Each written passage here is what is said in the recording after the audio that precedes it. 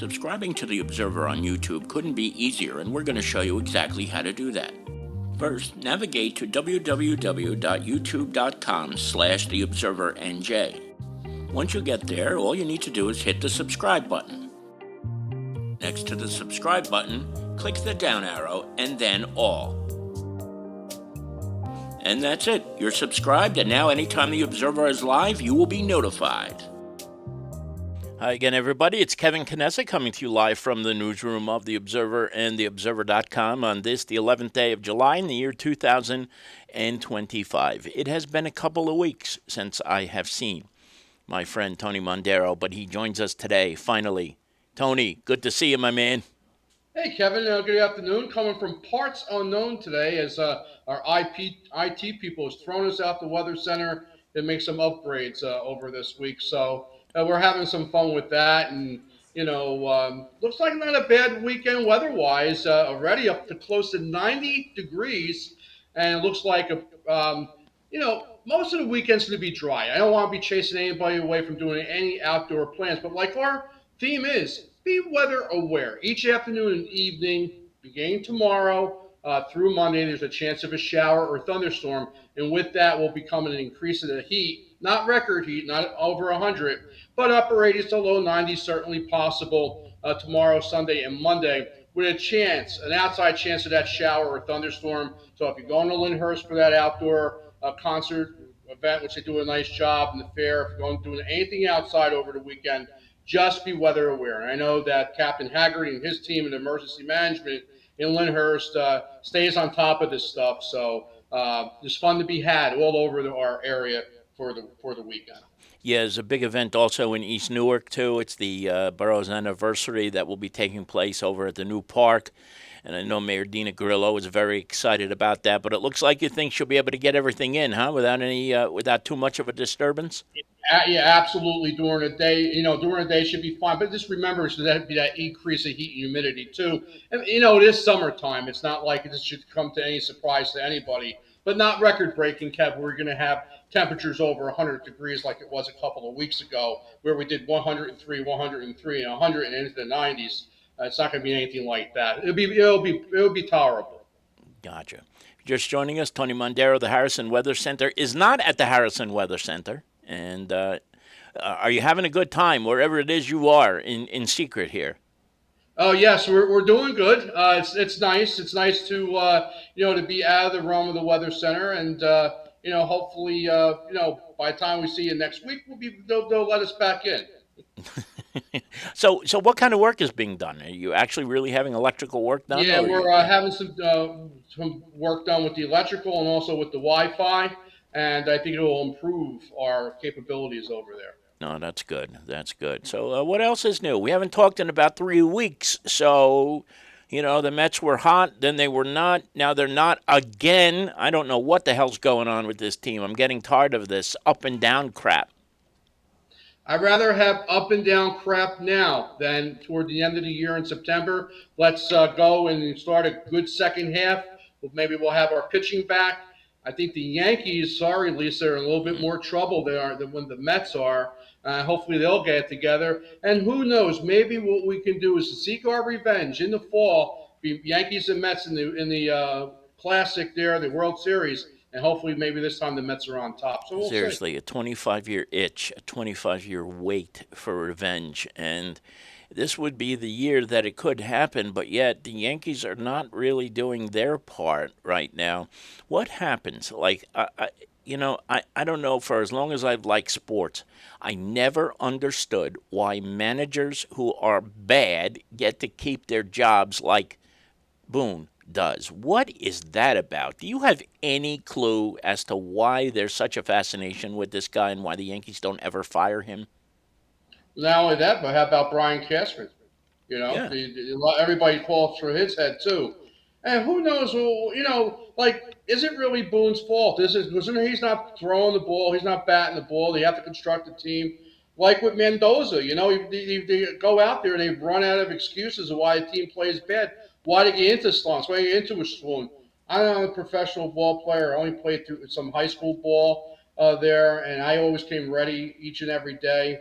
either studying pitchers and stuff like that, or doing the job. But only God knows what happens. Why the Mets, were so good, and the Yankees were so good for a time there, and then they fall off. What happens? Can we give the other teams credit? Maybe the other teams are, have a hot hand at that time. But like I said, I rather see it where we're having issues now in the first half, and let's like come out like a bat out of hell out of the second half and do a nice job. Remember, Kev, we had stuff like this last year too, where we Yeah. had pitchers throwing their gloves in the stands and saying the Mets were the worst team in baseball. For some reason, he got DFA'd and got thrown off the team. Then all of a sudden, the Mets picked it up, and I don't know. I didn't have it on my bingo card that the Mets would make the almost to the big into the postseason last year. So I was pretty happy. So Mets fans last year, if you weren't happy after the end of the first year, you got rocks in your head.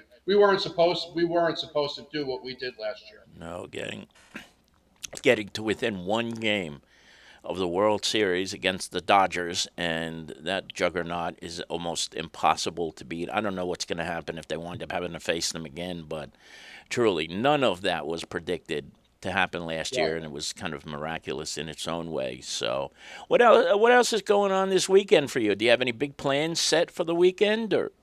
Not really, Kevin. Just gonna hope, like I said, I'll be pounding on that weather center door, trying to get back in there and stuff like that. And it's a summertime, so we try to relax a little bit on the weekends before everything starts back up again in the fall. And it looks like so far, we're having a decent summer.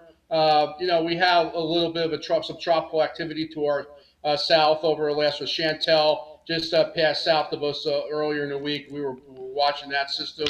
That turned out to be a big rain event to the south. And right now this seems like the pattern will remain a summer pattern, which is good. And there's no big Atlantic systems out there, hurricane or tropical wise, that we're watching too. So living the life of Riley here as a weather guy, not having a problem, not having any major issues with storms this time of the year. Yeah, no, I don't want to put you on the spot here, too, but what about what happened in Texas last week? I mean, that was just something else, wasn't it? Well, I heard reports in the media that it was the National Weather Service that wasn't prepared for it or whatever. I believe that system was well forecast. They stayed on top of it. They did have extra staffing and stuff like that. But this only goes to show they shouldn't be messing around with any cuts to the National Weather Service, Yep. NOAA. If anything, they need. And like I said, I know some internal workings of the National Weather Service. Being part of the team over at the National Weather Service as a volunteer and up in New York. And if anything, they always needed more, always requested more. Never really got to what they needed out there, and you wind up with these problems where they're short staffed. They've always been short staffed. So I think they need, if they're going to do anything, put some more money into our weather service and into life saving, systems out there. And it was very devastating what happened there. Always reminded me what happened with Ida here when we had Ida, where we had all that rainfall in a very, very short period of time. I think in 3 hours or 4 hours here in Harrison, we had a total of like 9 inches of rain with that system. And not point many places can take 9 inches of rain, especially with all that runoff, causing disastrous flooding. Man, I just, those poor children too. You just can't even imagine that people actually go through this. And I guess in a way we're lucky that we don't really ever get too much like that, But what a shame! What a shame that everything that happened that over there did indeed. Just trying to think, Tone. What else is on the what's on the plate? Anything else, or are we pretty good No, for the week? that's it. And I want to digress a minute from what we were just talking about. Like in this Yep. local area here, with the people that we talk to, the municipalities, like on days like this, we're letting the kids out there and everybody having fun with these day camps.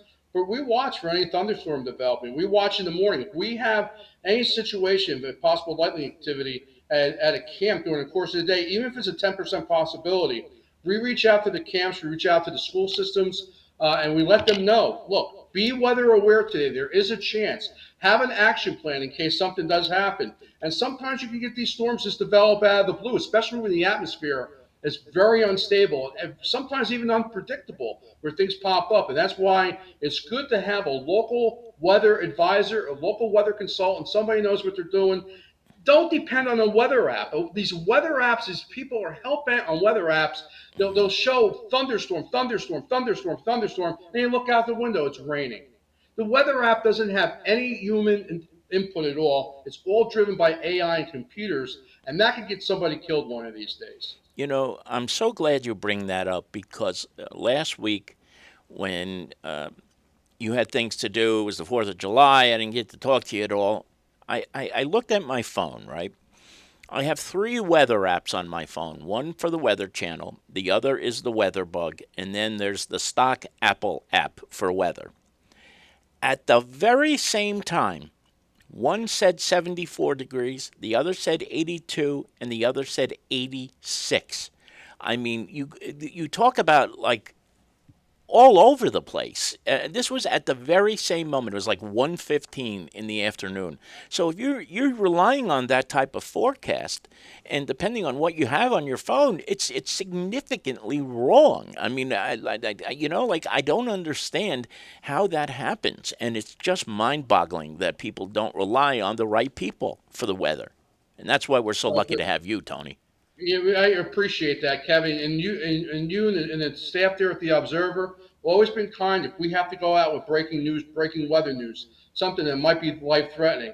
And let me tell you, folks, you haven't seen me and Kevin yet in our prime. If we ever had breaking weather news, a live tornado situation, hurricane situation. We'll be bringing you updates 24 by 7, local area, what's going on. We've just been living a charmed life where we've had, some quiet Right. weather. But Kevin and the crew there at the Observer, we are committed to giving you the latest breaking weather news and local news. And that's why, at this time, if you haven't liked and subscribed yet, please hit that like button, subscribe button, and let's get us up where we need to be because we're here to serve you. Wow. Wow. What do I say now? I don't have to say another word. You just did it all. Thank you. Thank you very much, You're truly. very welcome. And this beautiful weather forecast for our nice weekend has been brought to you by the people at the Observer newspaper located in the beautiful town of Kearney, New Jersey. And by the Harrison Weather Center on Davis Avenue in the town of Harrison. Tony, I hope you can get back into the house and to the Weather Center soon. And listen, I'm glad we got Hey, a I'm chance with to do yours. this. Yep, really. We'll do it again next week. How's that sound? Sounds great, Kevin. Have a great weekend, everybody. You too, Tony. All right, everybody. We'll talk to you later. Bye bye.